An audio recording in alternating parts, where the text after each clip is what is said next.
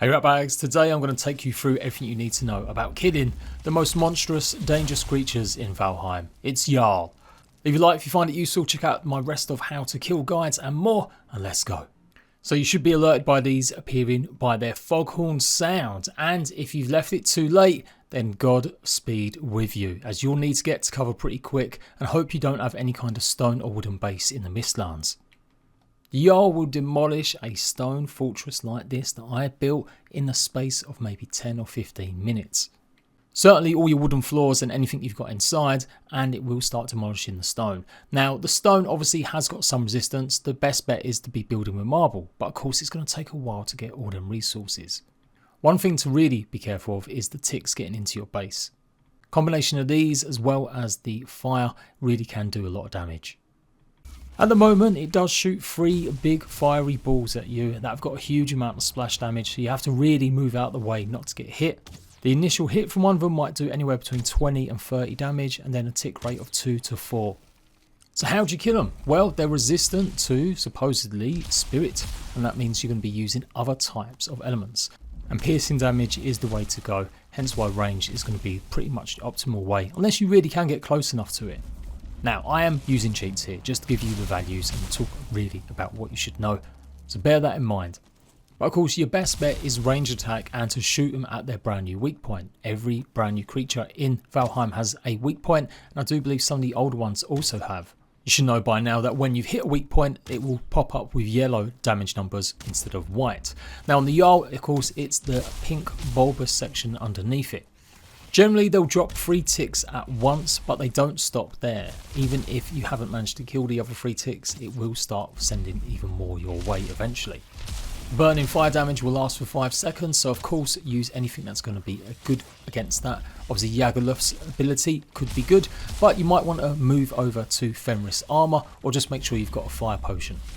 So clearly range is the way to go, and here I am just using a regular huntsman's bow with poison arrows. You can see the poison damage is doing a fair amount as well, so we'll go over that in a minute, but let's start with probably the worst kind of arrows to use. Now I say worse, but it was still doing a relatively good amount of damage. Damage per tick was anywhere from 2 to maybe 5. Regular shots were like 30 to maybe 70, and then the weak point shots were anywhere between sort of 60 and maybe 110. So it is a fire based creature, and yes, you're not doing a huge amount of damage, but if you've got a lot of fire arrows and haven't got a lot of the other stuff, then absolutely go ahead and use them. If you're not a particularly great shot or you can't get underneath it for its weak points, then any kind of burn damage is better than nothing. So you'll do anywhere from around 4 to maybe 6.5 damage per tick by shooting the outside with poison arrows, and that will increase slightly if you manage to get a perfect shot off on the actual weak point.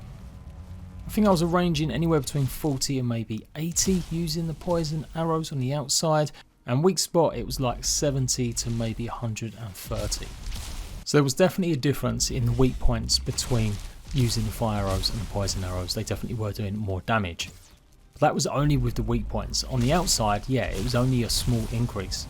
The weak points really are pretty random, a big wide range. So it's probably definitely better trying to line up the perfect shot and not consuming all your stamina, waiting for the jar or manoeuvring it so you get in the right position to get underneath it.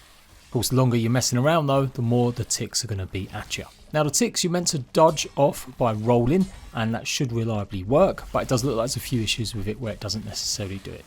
Also, when the fire hits you, it can stagger you as well, and so you end up getting in a bit of a loop, and you'd probably be dead by now if you weren't using cheat commands.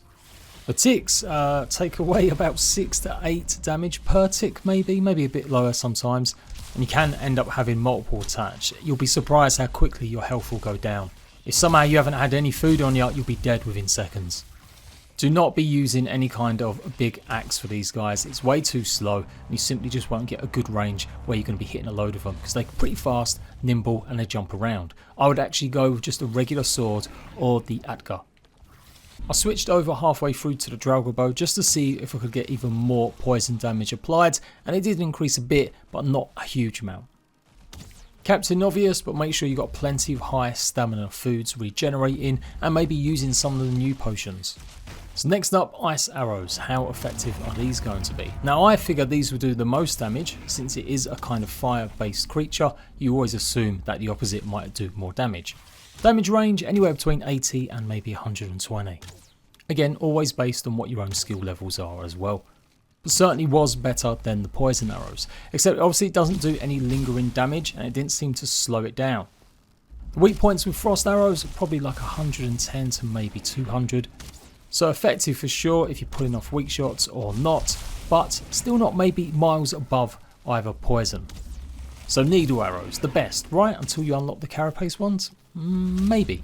They obviously do much higher piercing damage, so if you pull off a shot on the outside, you're looking at anywhere between 80 and maybe 110, and obviously you get the weak points, then again it's going to be pretty high, somewhere between sort of 110 and 200 again.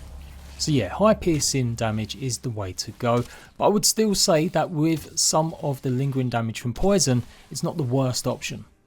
And again, I'll repeat, even if you've got fire arrows, don't dismiss them just because you take fire damage from the Jarl. It isn't actually technically that resistant.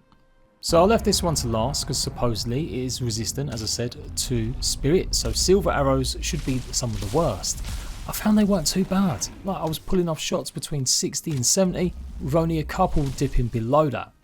Some of the weak shots I pulled off, they were ranging between 100 and 160.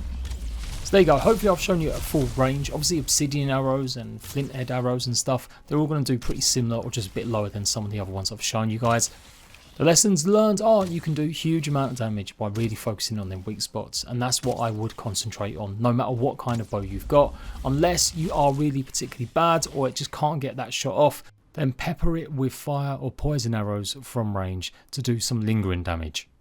So what about the brand new Arbalest? I left this last because chances are it's going to take a while before you get hold of these. They are super powerful. 100 to 200 on the outside. However, the weak spots yet again weren't as powerful as I thought they would be using the Arbalest. Anywhere from 130 to maybe 190 or 200.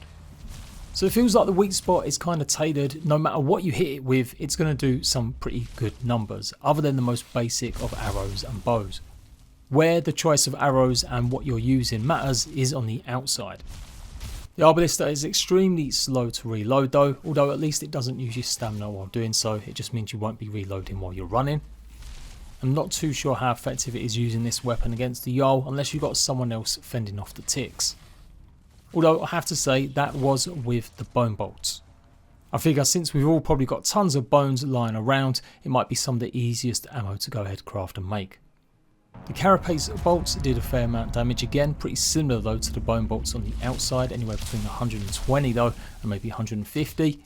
But the one anomaly is to get a weak spot I hit 300 plus, and it was regularly 200 to 300 using these. So the absolute best killer if you've got great aim is using the Arbalest with the carapace bolts. If you've got that far in the game to use the Arbalest, well, what about magic? So as long as you've got a fairly full bar of magic, you can take one of these down to half health using the frost staff. And you don't have to panic or worry about hitting any weak spots, as it doesn't actually work. There is no weak spot when you're using the ice staff. I purposely didn't wear any magical armor just to show you guys what it might be like if you've only got the staff. Obviously you do want that magical armor to help regen your magic 100% more. But nope, no actual weak spot damage, just a huge amount of them 20s to 30s every time a shard hit it. And so on to the fire staff. Love using this against ticks. With the splash damage it can take a couple of them out and it only needs one hit from them. And then actually against the Jarl it seemingly seemed to be pretty good, doing anywhere on the outside from maybe 70 to 120 damage. Again, no weak spot damage though, but the tick rate for burning was actually a lot larger than poison. Anywhere between 8 and 11 tick rate. It seemed also when you got a direct hit you could actually stun the Jarl, or it seemingly moved it aside a little bit. So yeah, don't be scared to use your fire staff in this, even if it is the kind of same element.